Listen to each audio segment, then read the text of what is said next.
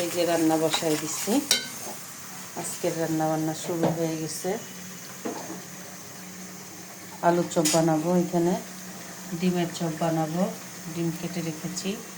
মুরগির মাংস রান্না করব, মুরগির মাংস আর হলো শোল মাছ ভুনা করব। শোল মাছটা এখনও কাটা হয় নাই। শোল মাছের ভুনা, মুরগির মাংস, ডিমের চপ, আলুর চপ, এই যেখানে গুলায় রাখছে,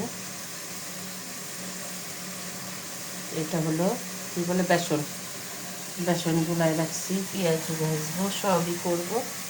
শুরু করলাম আল্লাহর রহমতে। প্রতিদিনই রান্না বান্না তো ছাড়া উপায় নেই আমাদের। মুরগি, শোল মাছের ভুনা। এই শোল মাছের ভুনা যে কি মজা,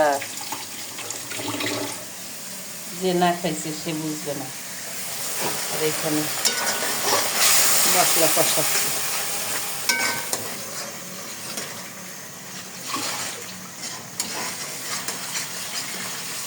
সবাই ভালো থাকেন, সুস্থ থাকেন। প্রতিদিনের মতো রান্নাঘরে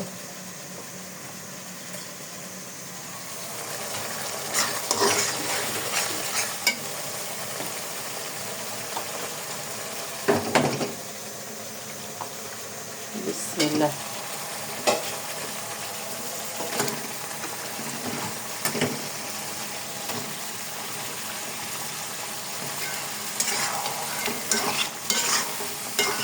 বেশি ইফতারি করে আর তো কেউ ভাতই খাইতে পারে না, আর সেহরি ছাড়া কিন্তু তাও রান্না করতে হয়।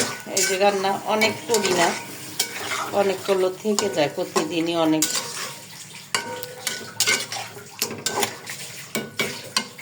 রান্না। তো বেশি পদ রান্না করলে খাওয়া হয় না, সমস্যা হয়েছে এইটা। মাছটা কেটে দেয়, মাছটা এখন কাটবে। তো সবাই ভালো থাকেন, সুস্থ থাকেন।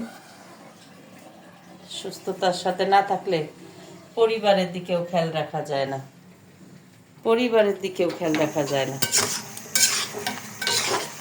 রান্না বান্না না করলে বাচ্চারা না খেয়ে থাকে। তো ভালো থাকেন, সবার জন্য অনেক দোয়া।